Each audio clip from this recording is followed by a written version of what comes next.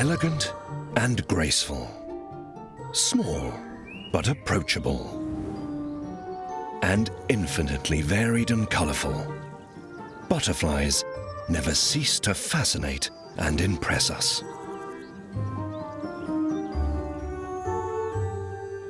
And yet these exquisite beings begin life as little more than worm-like creatures, ever-hungry caterpillars that munch their way through our gardens.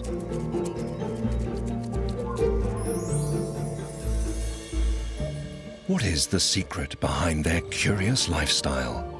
And why do they use their wings not just for flight, but as a canvas for some of the most striking patterns in nature?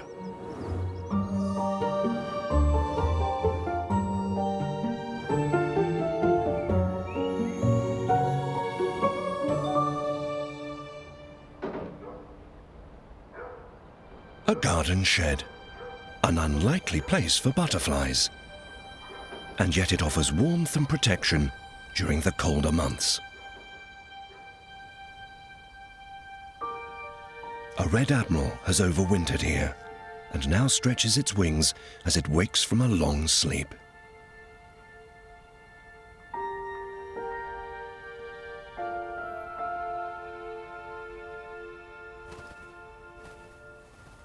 It tries to head towards the light.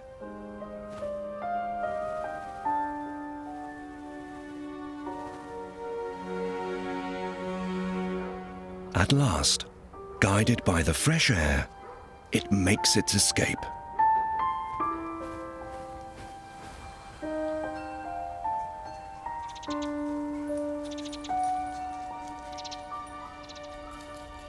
The buds of the blackthorn bush are about to open, but within its thorny branches, something else is breaking out of its cocoon.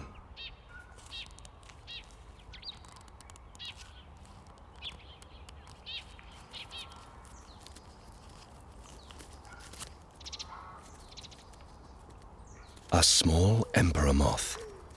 It climbs up the stem to pump up its wings. The feathery antennae indicate that it's a male. He will use them to pick up the scent of a mate. The larger cocoons are those of the females. They will emerge a few days later. The female has the same large eye spots as the male, but not the broad antennae. And at the end of her abdomen, a special gland emits an enticing perfume.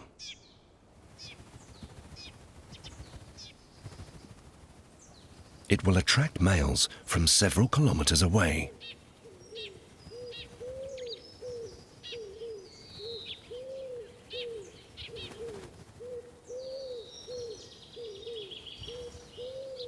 The small, brightly colored males waste little time. They have no mouthparts and can't feed, so they need to mate before their energy reserves run out.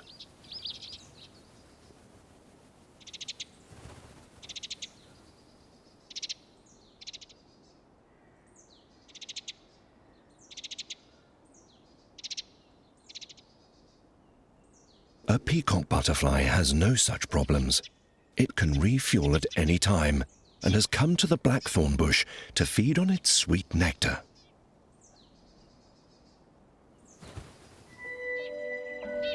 The female emperor moth will lay her eggs within hours of mating.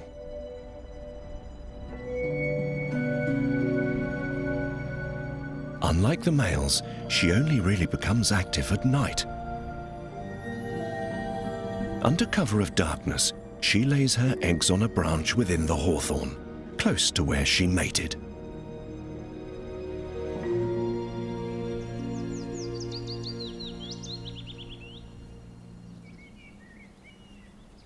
Each month sees the arrival of new butterflies. The common brimstone has come to this wet woodland to breed.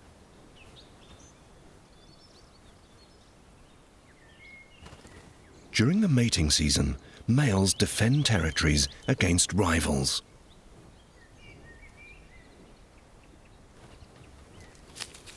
But in the excitement, innocent passers-by sometimes get caught in the crossfire.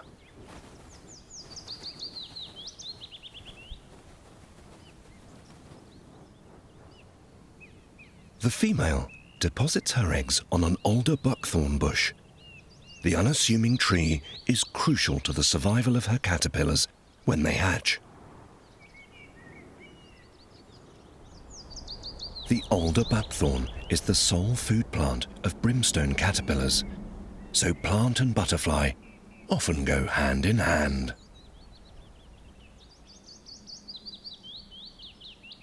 After 2 weeks, the empty egg case is left behind. The caterpillar is already munching away on the leaves of its host plant and will increase its weight 2,000-fold over the next month.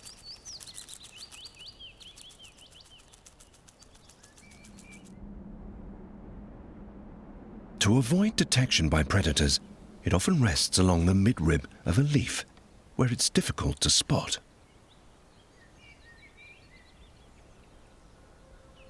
But not all caterpillars are fussy eaters. Some have a more varied diet. The hairy hatchlings of the vapour moth first consume the remains of their egg cases. Then they spin a silk thread and climb up to the nearest leaves.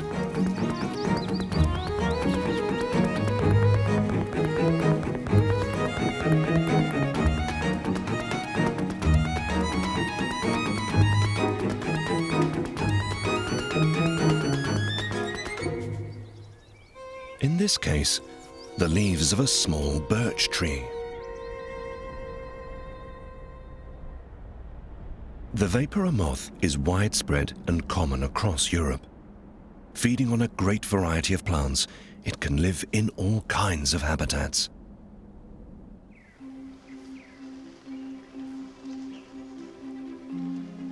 One of the most widespread and successful plants is our common stinging nettle.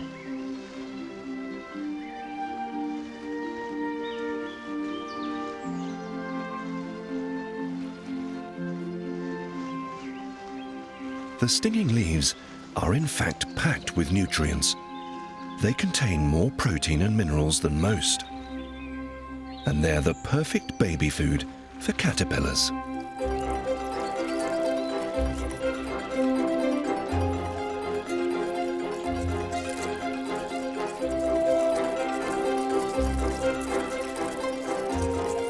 The caterpillars of the peacock butterfly feed together as a group, stripping off the leaves one at a time.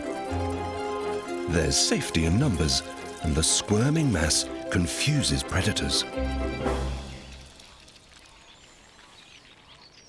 Rows of black spines also act as a deterrent.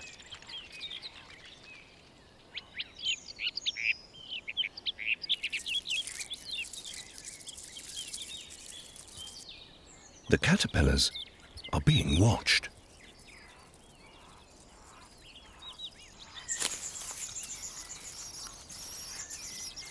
The barred warbler has not been put off. She has too many hungry mouths to feed. A red admiral has also chosen a nettle to deposit her eggs. But she lays them singly, one at a time.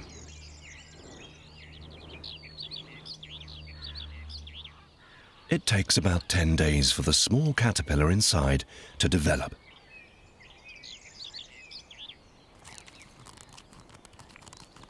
Once it has hatched, it spins a little tent around itself and begins to feast on the nettle's leaves.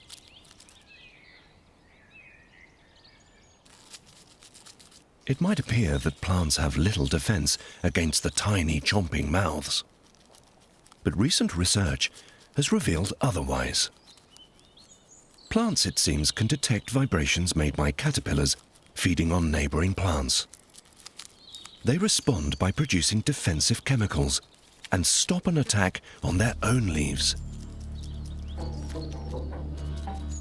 After 3 to 4 weeks, the caterpillar is ready to pupate. it draws together the edges of a leaf and forms a tent around itself. Here, it will be safe from predators and can change into its adult form.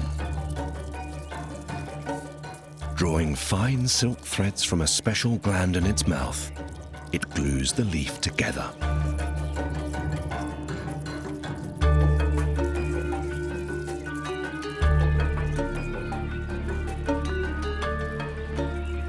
Finally, the caterpillar sheds its skin one last time and turns into a pupa, or chrysalis.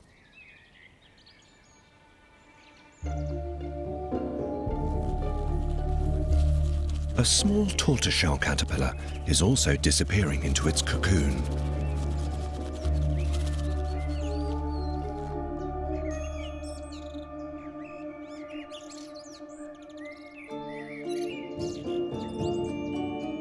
Within a few hours, its case has hardened and turned into an exquisite sculpture with a metallic golden sheen.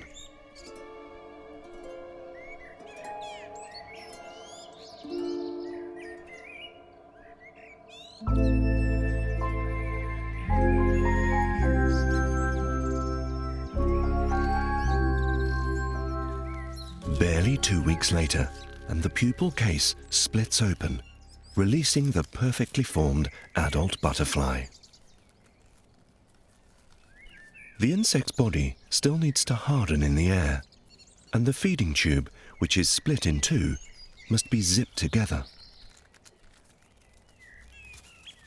Like the admiral and peacock butterfly, the tortoiseshell depends on the nettles as food for its larvae. The stinging leaves are in fact a defense against grazing animals, but they make an ideal habitat for insects. The caterpillars can safely move between the spines, and there's little danger of being eaten by a grazer.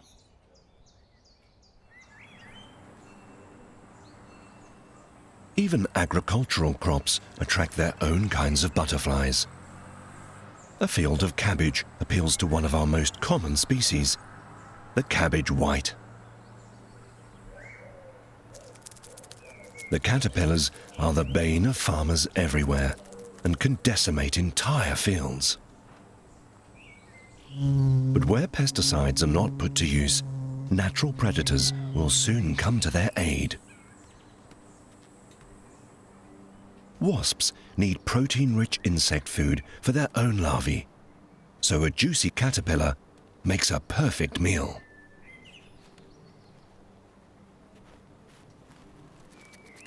She bites into the plump body and sucks up its inner fluids.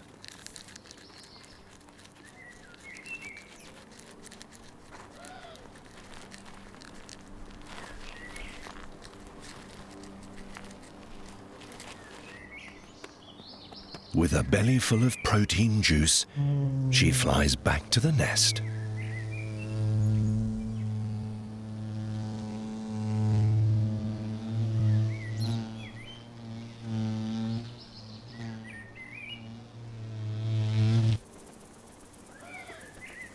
She is greeted by the other workers and regurgitates the green caterpillar pulp to feed the larvae.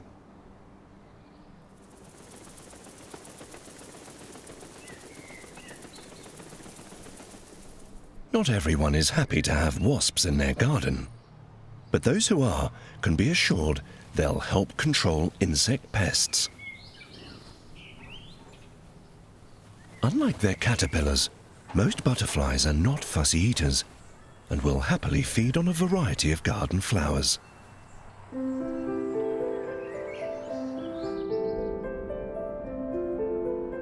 The nectar-rich blossoms of the lilac tree are a magnet for all kinds of butterflies, like the European map,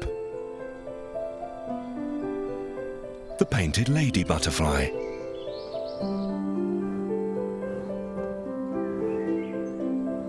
and the red admiral, a frequent visitor to our gardens.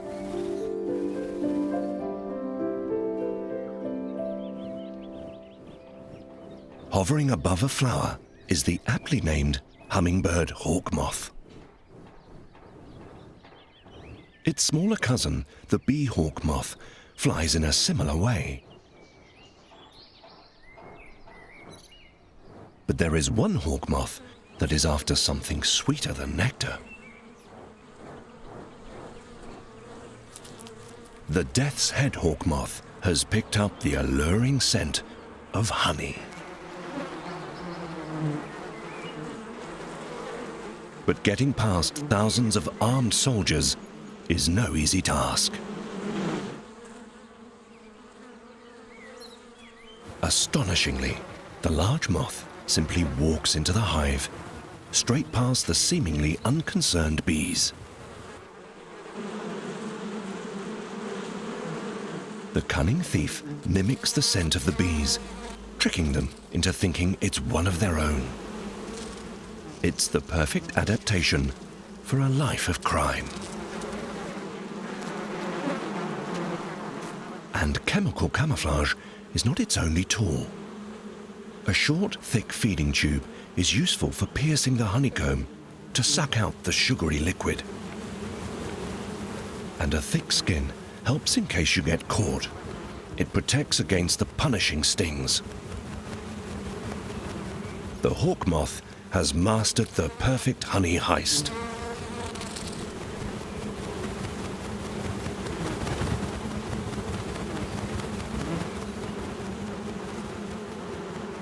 The death's head hawk moth is one of our largest moths, and also one of the craftiest.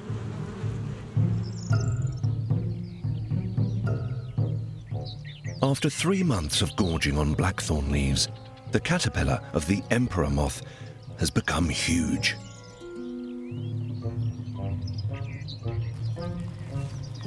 Special salivary glands on its lower lip now produce fine strands of liquid silk, which dry and harden in the air.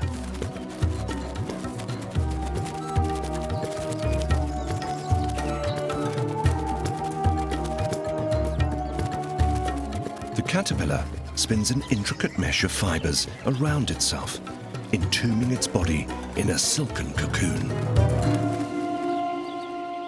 It will stay inside this protective casing until the following spring. All across the countryside, in every bush and tree, the caterpillars of moths and butterflies are preparing to change into their adult forms. Some are transforming not just their own appearance, but that of their surroundings. Wispy white drapes cover the tree trunks and bushes.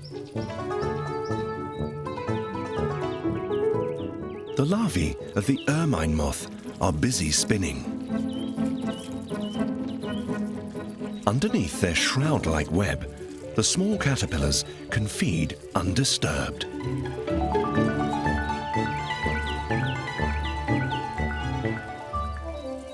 Only when they emerge do they run the gauntlet of hungry beaks.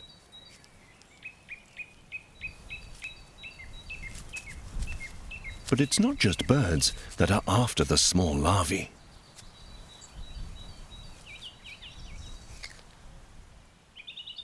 A parasitic wasp moves gingerly across the web. It uses its long egg-laying tube to probe for caterpillars underneath. If it finds one, it thrusts the pointed needle into the body and deposits an egg. When the eggs finally hatch, the wasp larvae will eat the caterpillars from the inside.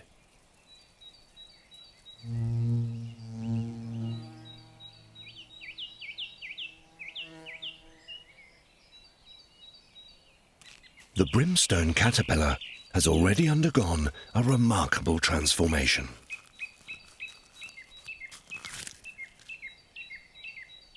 It's one of nature's miracles.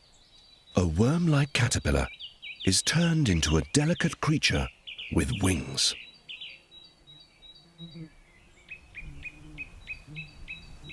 The ermine moths have also emerged from their ghostly webs. They now cover the trees in vast numbers, just as their caterpillars did some weeks ago. the white adults will only live a few weeks, just long enough to produce another generation of hungry caterpillars. Woodlands provide a home for many kinds of butterflies, but their favorite plants often grow in open clearings. The withered leaf on a honeysuckle is not all it seems. Hiding within is a small caterpillar that has spent the winter asleep in a leafy tent.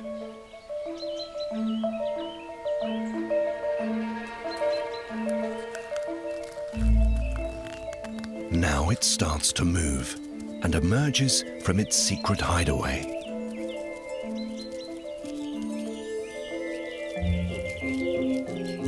All it wants to do is feed. Thorny spikes on head and body protect it from hungry birds.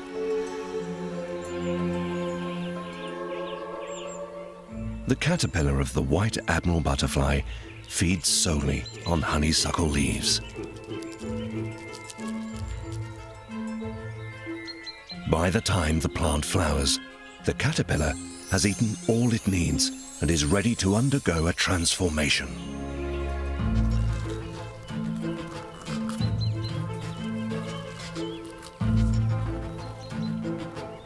Its new body has taken on a green metallic form. Hanging motionless from a leaf, it appears lifeless and is perfectly camouflaged.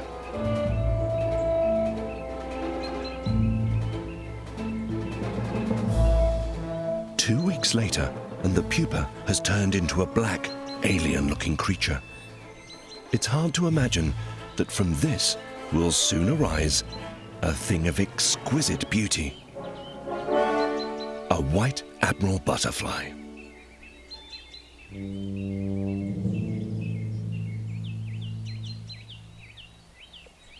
Many hungry beaks comb the leaf canopy for insect prey. Those that are not well camouflaged will end up as a meal.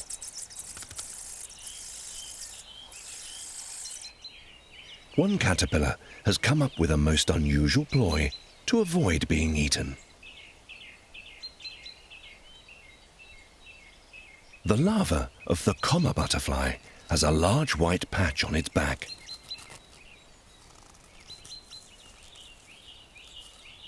From above, it looks much like a bird dropping, and most predators give it a wide berth.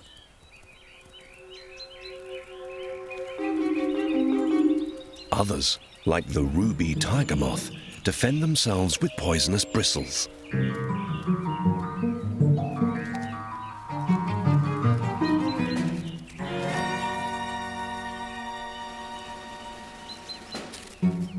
And the long hairdo, sported by the miller moth, is also an effective armor. Most predators dislike a fuzzy mouthful. Caterpillars with a furry coat, it seems, can go about their business undisturbed.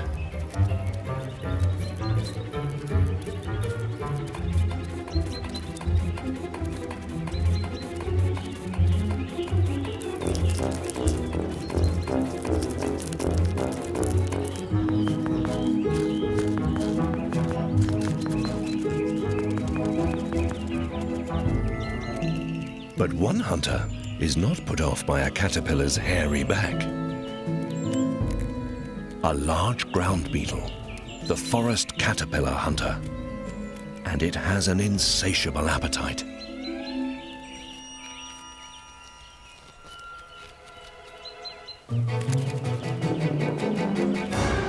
With strong jaws and defensive armor of its own, it makes an easy meal of the hairy caterpillar.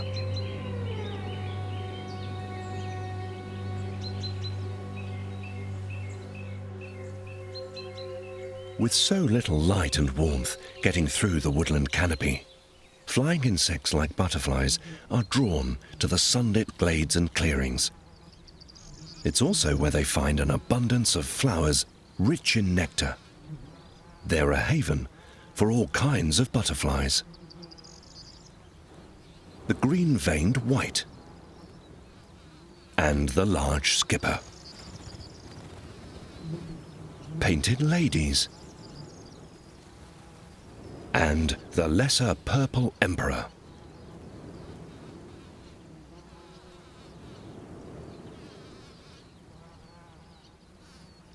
The woodland brown butterfly is a rare sight today.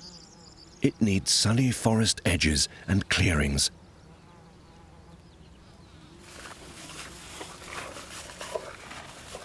For centuries, large grazers like horses kept woodland clearings short and open. They created a mosaic of different habitats, perfect for butterflies.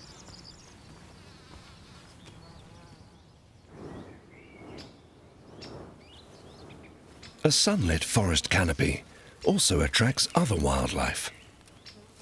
A black stork is raising its chicks in the fork of a tree.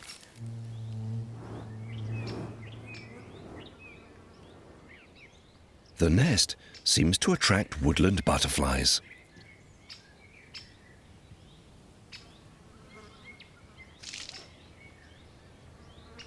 The stalk droppings are rich in salts and minerals, which the butterflies need to produce their own eggs.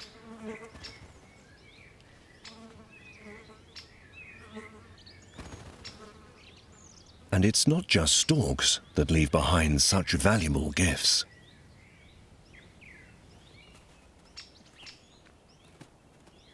A fox den provides a regular supply of fresh manure.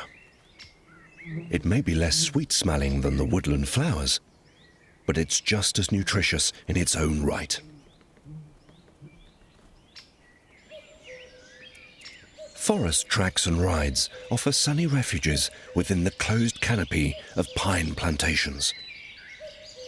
Flooded with sunlight, they allow flowering grasses and shrubs to grow, and butterflies to make the most of their biggest asset, their colourful wings.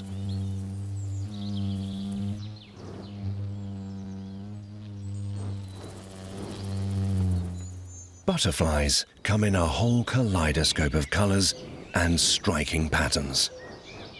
But their true display is invisible to our eyes. Some of their colours extend into the ultraviolet spectrum, which butterflies can detect, but we can't even imagine.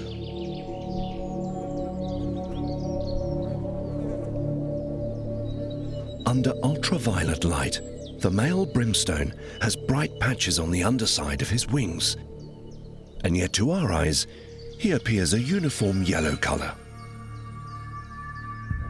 But the brimstone pays a price for such a flashy signal. Birds can also see in the ultraviolet, and his display could attract unwanted attention. The lighter female takes no such risks and appears a dull brown under ultraviolet light. To avoid detection by hunters, the brimstone, like many butterflies, rests with his wings folded.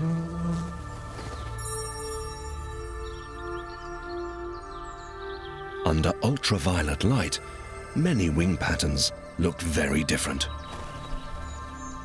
But exactly how butterflies perceive these colors is likely to remain a mystery.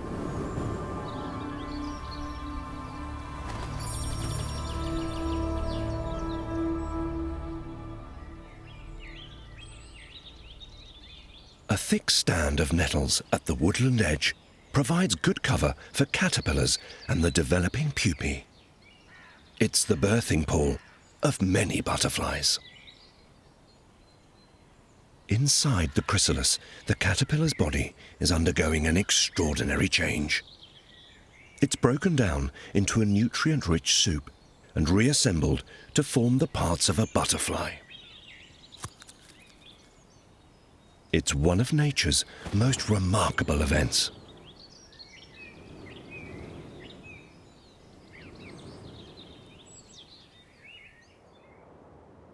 The Alp Mountains form a natural barrier across Europe. But numerous migrating butterflies cross the high peaks every year. For other animals, the mountains are not a barrier, but a home.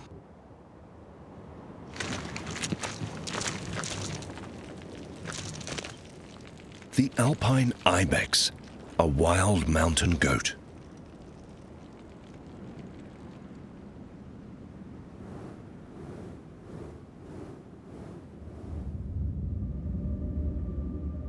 A cave high up in the mountains is home to some unusual inhabitants. Tissue moths spend 8 months of the year in the dark and damp.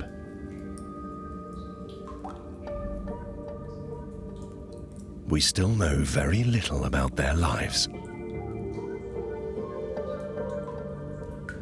Each spring, they fly down the mountainside to breed in shrubs and bushes, where conditions are a little milder. But after the adults have hatched, they return to seek out the darkness of the cave again.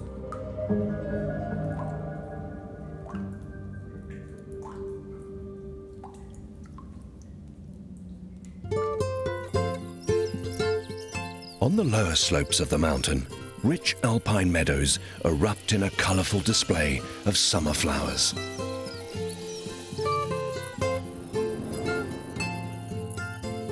And with them come the bees and butterflies.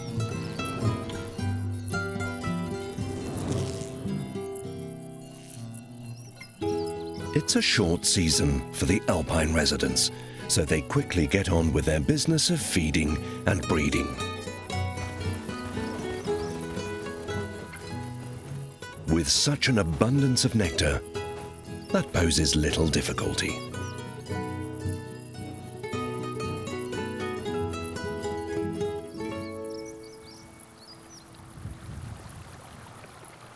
Some parts of the alpine landscape have remained virtually unchanged for centuries. The small Apollo is a high-altitude specialist often found near mountain streams. It rarely flies, clinging to the vegetation to sit out cold and windy weather.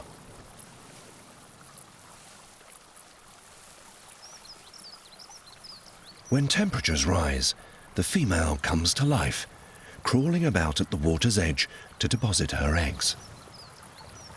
The yellow saxifrage, which grows in abundance here, is the food of choice for her young.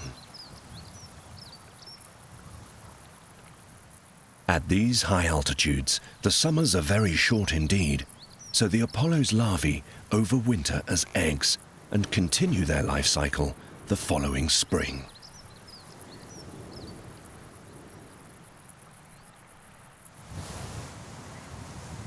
Alpine meadows are among the richest habitats in Europe, teeming with insects and insect hunters.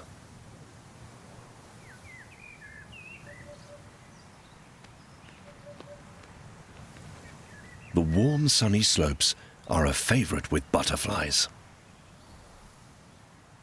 Large, colourful swallowtails, so spectacular they were once the target of butterfly collectors.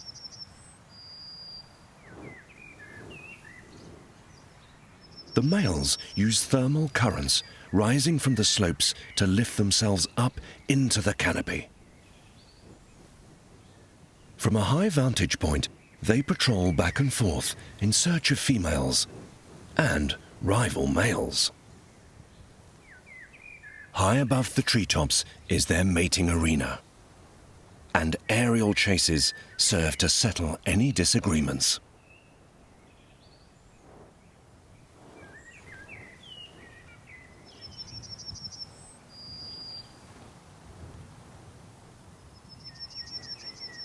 Other insects also make use of thermal currents to get some lift.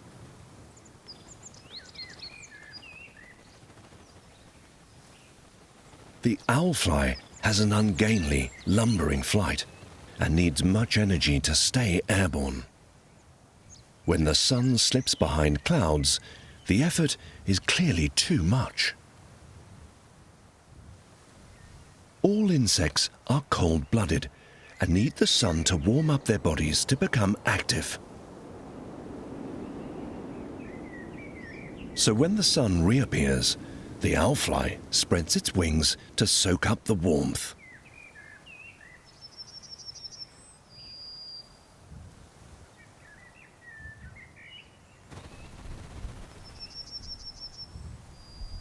The owlfly is a curious mix between butterfly and dragonfly.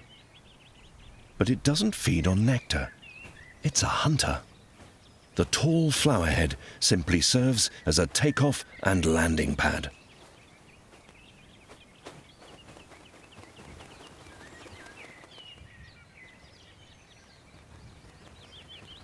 Wildflower meadows are a paradise for insects and butterflies.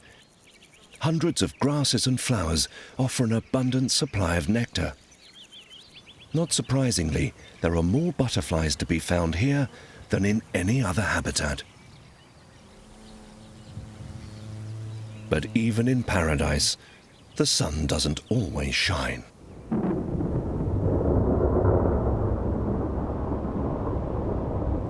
A thunderstorm can bring gusty winds and large raindrops. For a butterfly, it's no trivial matter.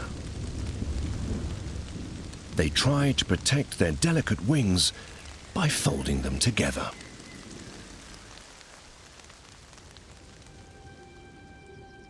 And when the storm has passed, they open them up and dry them in the sun.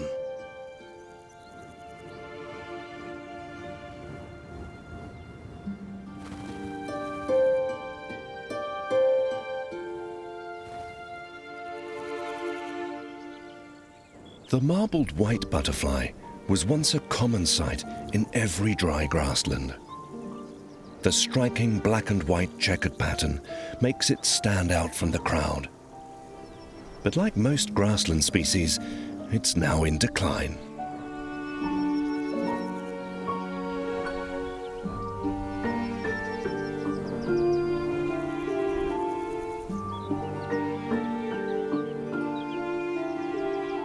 Meadow browns once danced over our grasslands in their hundreds and thousands, while others formed part of a rich and colourful community of life, fluttering in the summer breeze.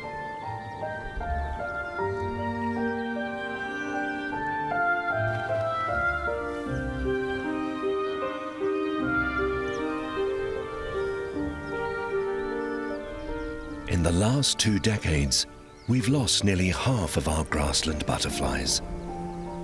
These magical creatures that have given us such delight may soon become a thing of the past. And their decline is largely the result of our own careless actions. Modern farming techniques have changed the face of our landscape. They've pushed aside much of our wildlife and the habitats they depend on. As wildflower meadows have disappeared, so have many of our butterflies.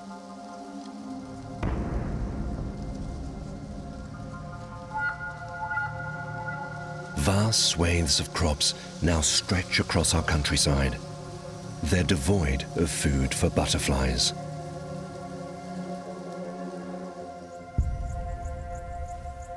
In patches of grassland bordering the fields, the struggle for survival continues.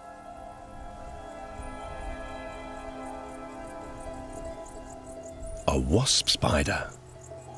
And it's not just after wasps.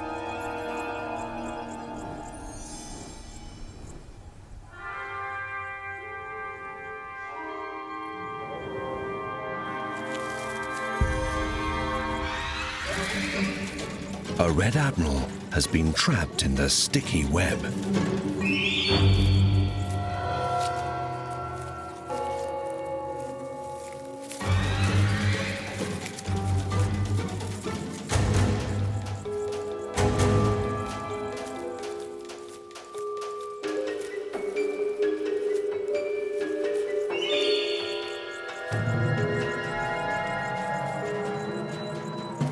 The spider tries to reach its victim for a lethal bite.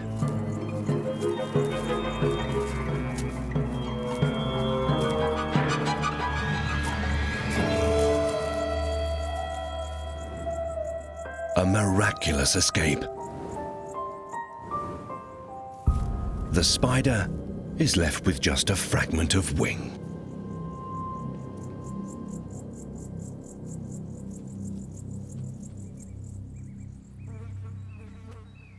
Spiders are a natural part of the ecosystem and don't threaten the survival of a species, not even that of the false ringlet, a rare and endangered butterfly. For millions of years, the ringlet has lived in grassy bogs and marshes across Europe, rarely straying from traditional sites. Now, the draining of wetlands and intensive farming of the land have triggered an alarming decline.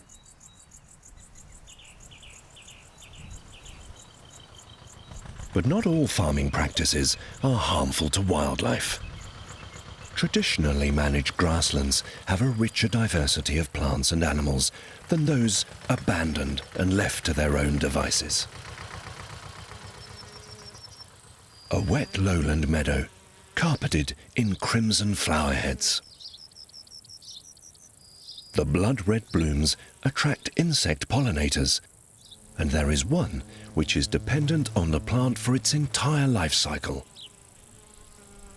The dusky large blue butterfly not only feeds on the nectar, but also mates on top of the flowerhead.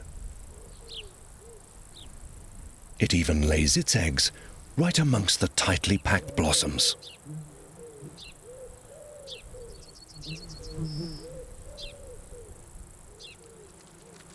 When the tiny larvae hatch, they quickly disappear inside the flowerhead. Here, the caterpillars feed on the unripe seeds and quickly take on the flower's crimson-red color.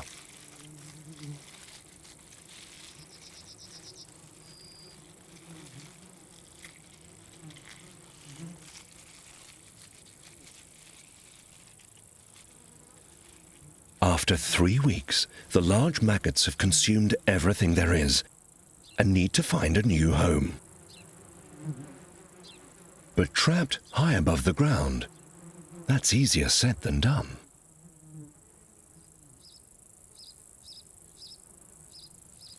The only way down is to abseil. The resourceful caterpillar now spins a silken thread and attaches it to the blossom. Far below, the reception party is already waiting. Anchored to her thread, she begins her descent. The rope has snapped, but the thick moss softened the landing. The caterpillar now needs the help of an unlikely babysitter. A red ant is attracted to the scent of the pink grub. The caterpillar mimics the smell of the ant's own young, and in a case of mistaken identity, is carried back to the nest. The sneaky imposter will live among the ants for the next few months and surreptitiously feed on their larvae. The following spring, it will emerge as an adult dusky blue butterfly. Grasslands that are mown later in the year, when the caterpillars have disappeared underground, ensure that the dusky large blue can breed.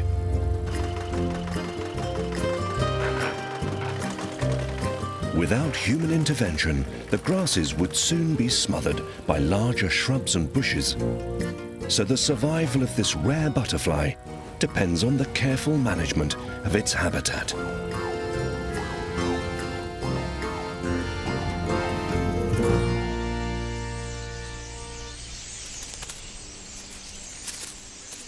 A flock of migrating starlings has descended upon a plum tree.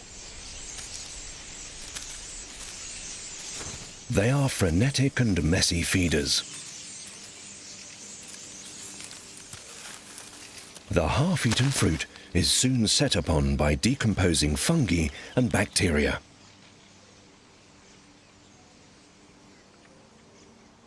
A red admiral is attracted to the fermenting plum. The sweet juice is a welcome energy drink before it sets off on its migration south.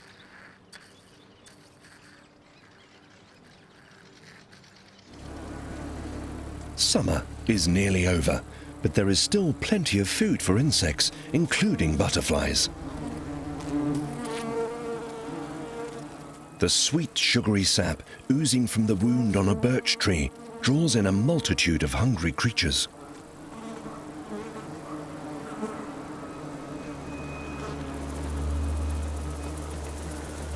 And late summer has other things to offer.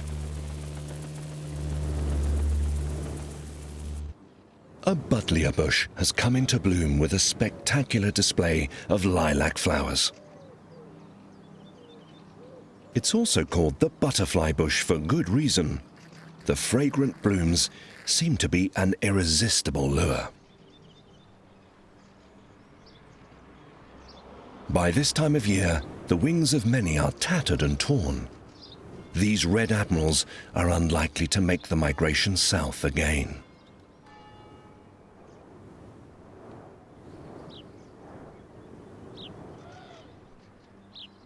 A dark crimson underwing is also attracted to the buddleia. It could easily be mistaken for an admiral, but is in fact a rare moth.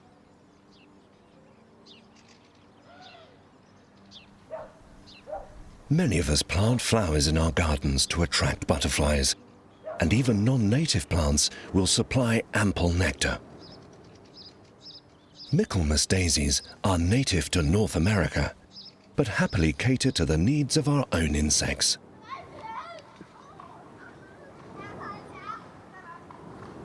This peacock butterfly requires fuel of a different kind. It flies on wind energy alone and is a particular favorite with children.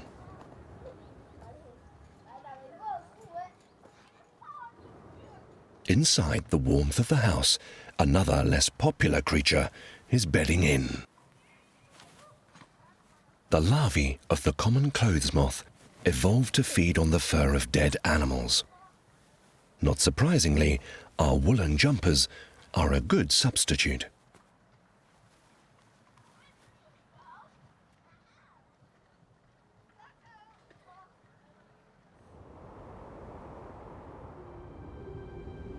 By late autumn, most butterflies and moths have disappeared. But there is one that only makes an appearance now.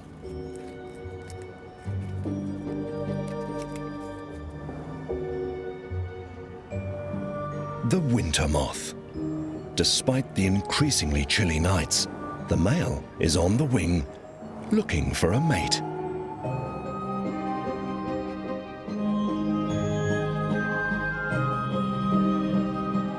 A pheromone gland discharges perfume into the air. The strange wingless creature is a female winter moth. She climbs to the tip of a branch to deposit her eggs amongst the closed buds.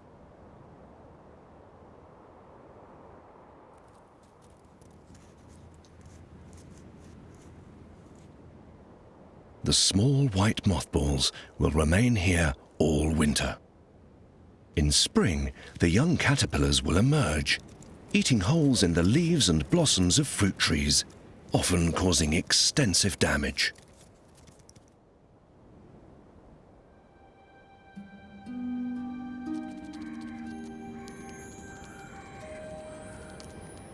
With the first fall of snow, even the winter moths die.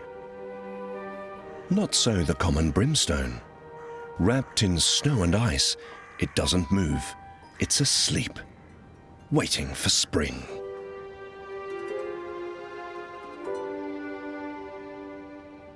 The winter landscape is devoid of butterflies. Many have migrated south. Others are dormant and asleep. But a few seek out warm spots in our homes and garden sheds.